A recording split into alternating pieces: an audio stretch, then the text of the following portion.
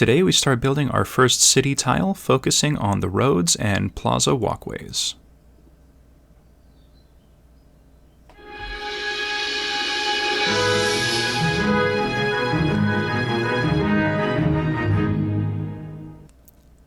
So we're going to be making this tile today. You might remember it from the overview. It's going to be a 2 foot by 2 foot tile with some roads coming off of each end. And I figured this video should kind of focus on how I'm going to be making all of the raised plaza walkways and all of the roads that are going to be used throughout the project. So let's go ahead and get started by setting up our layout. Alright, so we're going to start by marking out where all the roads are going to go. Now don't worry, in the future videos for this project I'm not going to show marking out the roads or anything like that, since it's basically going to be the same in every video. I'll just mark the roads out off camera and have that ready before the video starts. And each video is going to focus on a slightly different aspect of each section of the project. So this one's going to focus on how the roads are going to be set up and how everything is going to be designed, some of the major elements. So that way in the next video we're not going to be needing to kind of rehash the same thing that we're doing in this video. So you won't see me setting up the roads or anything like that. I'll make reference to them. You won't see me doing any major setting up of the plazas. I might showcase a little bit of it if there's specific areas that I want to highlight, but otherwise you're not going to see a whole lot of repetition in the series, and if you do find a little bit repetitious, I do apologize, but I'm going to do my best to kind of keep things entertaining and a little bit new and exciting throughout the series. So each of the roads is between 4 inches and 4 1/4 inches wide, so makes it pretty easy to mark everything out. And I made sure that every road exits at the exact same spot on each of the sides. This way it'll all line up with any future tiles that we make that have roads.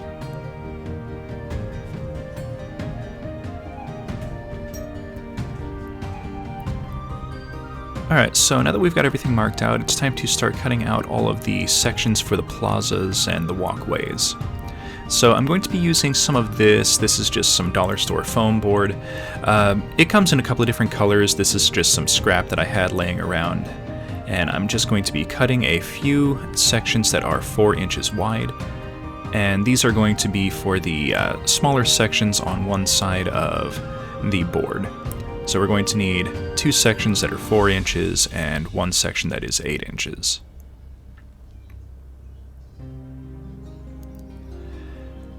And when you're using this foam board, it's pretty easy to work with, but you absolutely need to be using as sharp of a blade as you can, and I absolutely recommend doing multiple passes, not trying to cut it all in one shot. Otherwise, the blade, no matter how sharp it is going to end up catching and tearing at the foam, and then you have these kind of little frizzy dog-ear ends that you have to kind of pull off. Now for the larger section, I'm going to use a new piece of foam board that I went and picked up. Now, the foam board is pretty nice. It is 2 foot wide, and it's a little bit longer than 2 foot as well.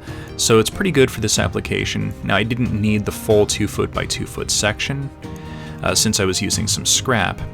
So I'm just going to trim out all of these road sections here, and we're going to keep the 2 triangular pieces off the side of the roads.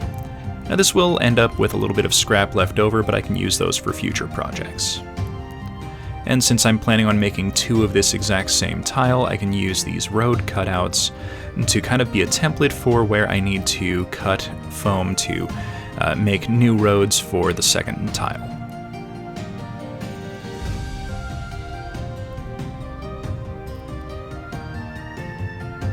Alright, a few passes, and then just trim off this triangular section.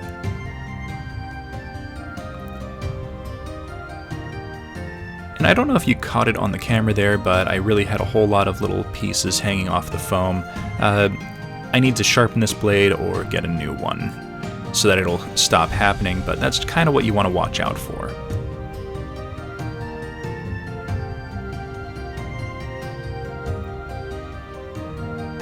Alright, so now that we've got our pieces, we can do a quick little test fit to make sure everything is going to fit where we need it to go, and we don't have to cut any sections off or trim anything.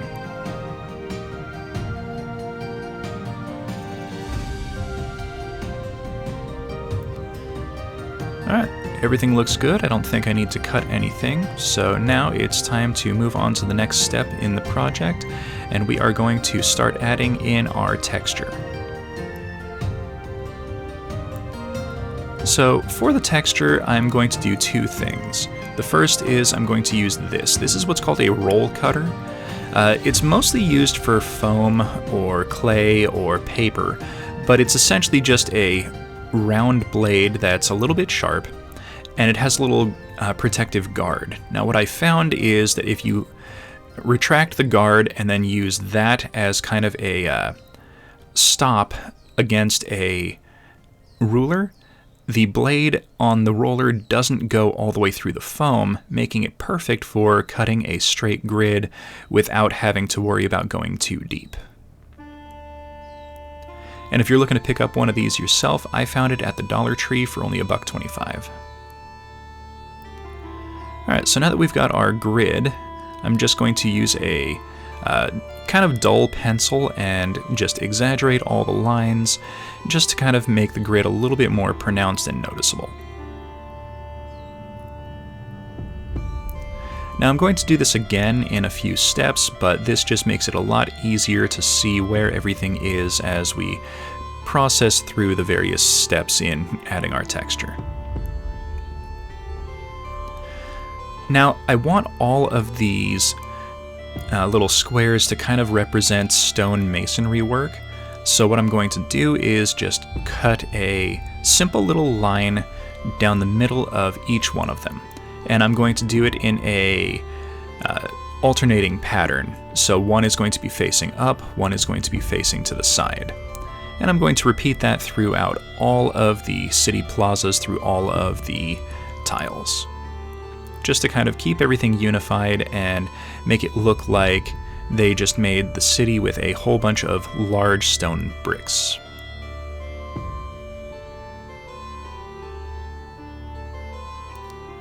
And now that everything's carved in, I'm going to exaggerate the lines with a pencil.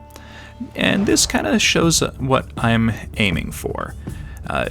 Just kind of gives the representation that there's a bunch of large stone bricks that have been used to make the walkways where the citizens of the city are going to be moving around most of the time.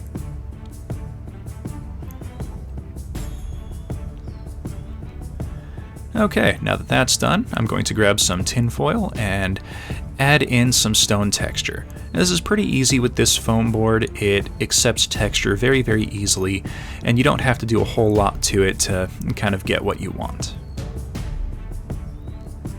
And that's going to paint up real nice.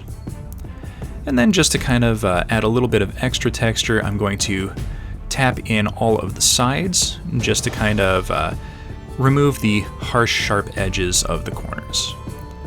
Then using a ballpoint pen, I'm going to re-exaggerate all of the lines, just to kind of make sure everything is clear and nothing kind of got flattened out.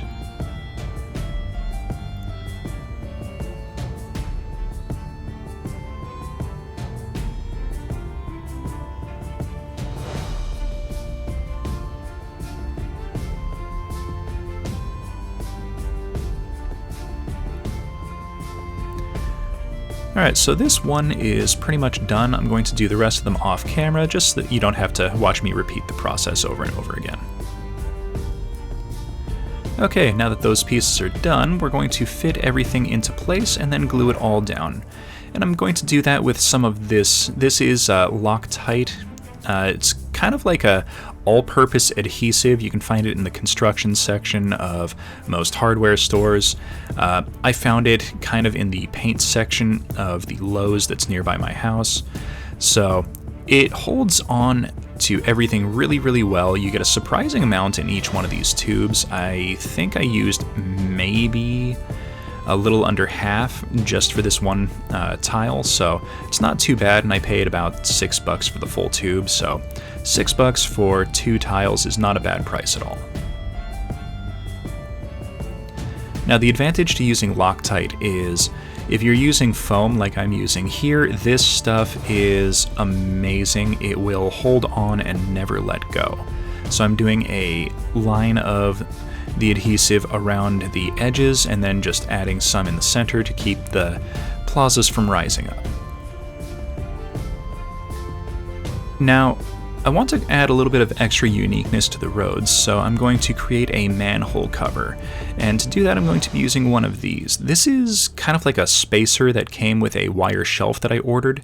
It's got this nice little kind of indented section, and it's about the right size for what I'm going to be doing. So I'm just using it to mark out a space in the rough center of where one of the roads is going to be, and then I just kind of carve out a little bit of the foam to be able to recess it in. Now it's flat on one side and kind of indented and hollow on the other. I want the hollow side facing up. Then using a little bit more Loctite, I fix it in place. Alright, so now let's go ahead and make our roads. So for the roads, I'm going to use this. I got this at Michael's. It is a 16th inch thick piece of EVA foam, and it is pretty nice. It's very flexible.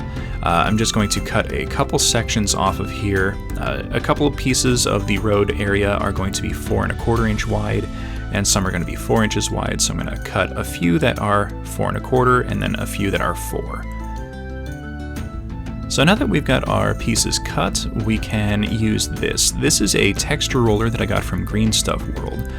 And using a heat gun, I'm wearing a glove here just to kind of keep my fingers from being burnt. I'm going to do a few passes with the heat gun to warm up the foam, and then very carefully roll the texture roller, and you can see how the brick texture just immediately gets imprinted in. And as long as the foam doesn't get too hot, it won't warp or disfigure. You'll know if it gets too hot, the edges will start to curl up. I kind of found that using the heat gun on the lowest setting and doing 3 or 4 passes, rolling the roller for a couple of inches, then doing another few passes and then rolling again, was kind of the best process.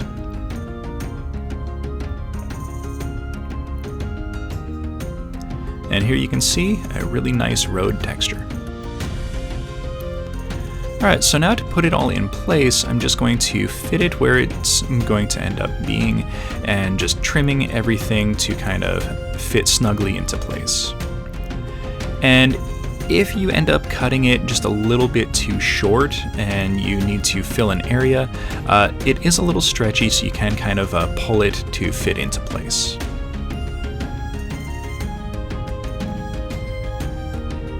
Alright, that looks pretty good. So now I'm going to add in a gutter. Almost every road you see has a gutter. It's just a little area that water would kind of slope off and then flow into a drainage system. To do that, I'm just going to use the end of a silicone tool that I picked up, and it's just about a 1/4 inch to a 1/2 inch wide, and it's just going to be used to press in the foam and create an indented area. Once I have that, I can lock this section of road into place with a little bit more of the all-purpose Loctite adhesive. Now, I'm not going to glue down the section for the gutters yet, and you'll see why in a few minutes. Now, on the other side of the road, I just trim around the manhole cover and make sure everything is going to fit into place. If there's any sections of road that are kind of raised up around it, I'll trim those with an X-Acto knife or a hobby knife just to kind of make sure everything sits flush. And I liked how this turned out, so I'm going to end up putting one of these into probably every one of the city surface tiles. And use a little bit of Loctite to kind of blend the edges of the roads together just to make sure everything it seems like a full connected transition. So now for our gutters, I'm going to create some sewer grading. Now this is cross-stitch mesh, and it comes in a lot of different kinds. I took one that had the smallest grid that I could find, just because I wanted a nice tight pattern, and it seemed like it was the best option for what I was going for. So now that I've got it kind of trimmed down, I'm going to snip off one section, and this is going to become our sewer grate. Now, I don't want it to be a full grid work like the full cross-stitch mesh, so I'm just going to very carefully remove a couple of sections with a sharp X-Acto blade, and this is going to just kind of give us that little iconic grading that you see in most cities. There we go, just like that. Nice, simple, easy, and you can make a ton of these out of just one strip of the cross-stitch mesh. Now for the manhole cover, we're going to use a little bit more of the mesh, and we're going to use the flat, solid side as kind of our template for cutting the mesh into place. And this is just a relatively simple but seemingly annoyingly frustrating process of finding a way to trim everything around a raised lip that is very difficult to kind of work around. So I ended up using a X-Acto blade and just carefully trimming the edges to fit everything into a rough, rounded shape. Looking back, it would have been easier to just kind of trim a section into a straight line and then very slowly work everything down to the rough size that I needed. But, you know, it's one of those live and learn kind of situations. Alright, so now that we've got our circle, it fits into the opening, but I want it to have a little bit of a backing just so that it kind of looks more like a traditional manhole cover. So I'm using a little bit of chipboard, and I'm just going to cut out a circle, and we will trim this to kind of fit onto the back of the piece of cross-stitch mesh.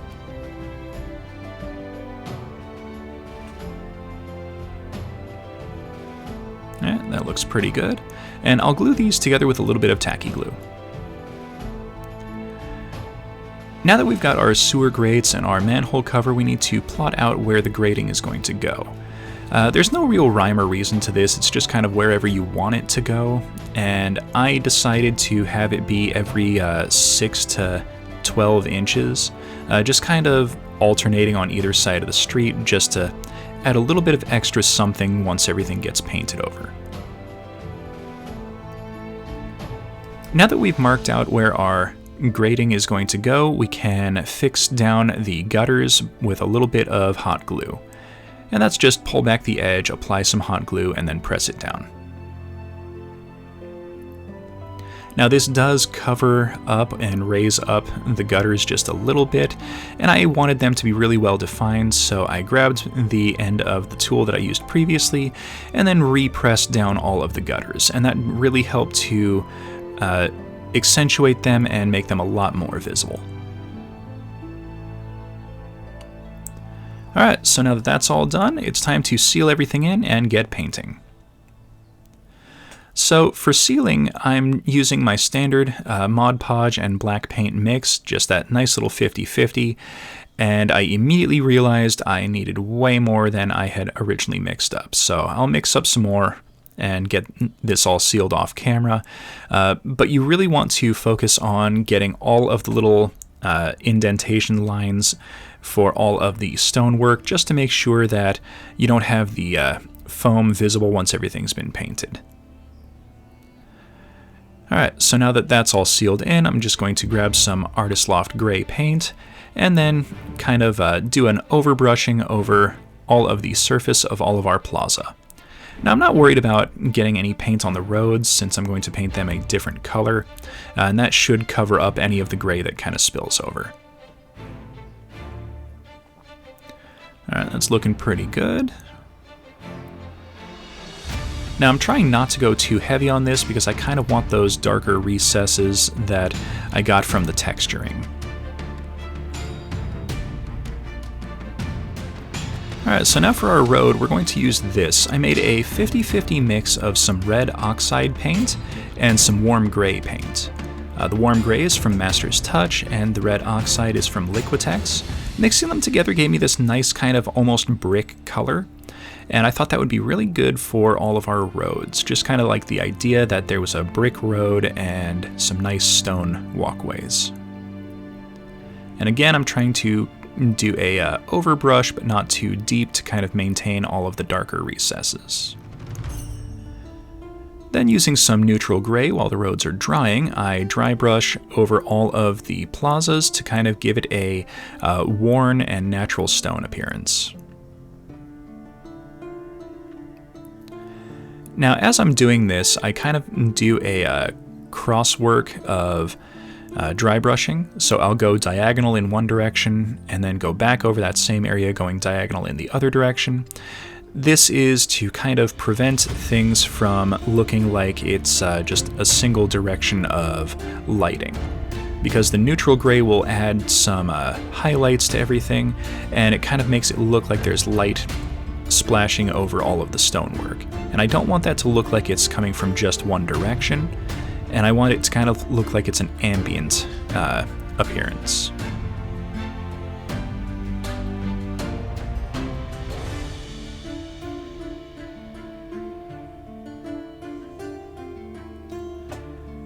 And then for the roads, I'm going to use a little bit more warm gray and do a fairly light dry brush over all of the road work. This will pick up a little bit of the details and just kind of soften a little bit of the coloration and make it look a little bit more worn and used. And that looks pretty good. Now, while this is drying, I took all of our sewer grating and manholes outside and gave them a primer in some metallic aluminum from Krylon spray paint, and then did a dry brushing over all of the manhole covers with some more of the red oxide just to kind of give it that rusted metal appearance. But you'll still see a whole lot of the aluminum showing through from below. And then, using a little bit of masking tape, I taped down all of the sewer grating and did the same kind of dry brush over all of them with the red oxide.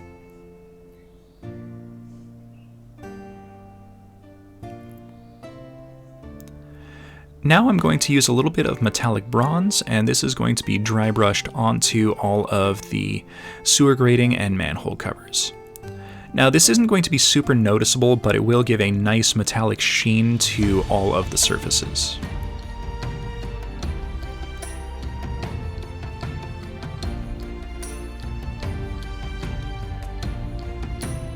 Alright, so now that that's all done, we can go ahead and grab our finished pieces and start gluing everything into place.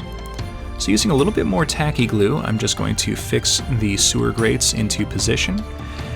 And looking at them, they kind of blend in with the road a little bit too much, so I will fix that off camera by stippling on a little bit of silver paint over the top of them.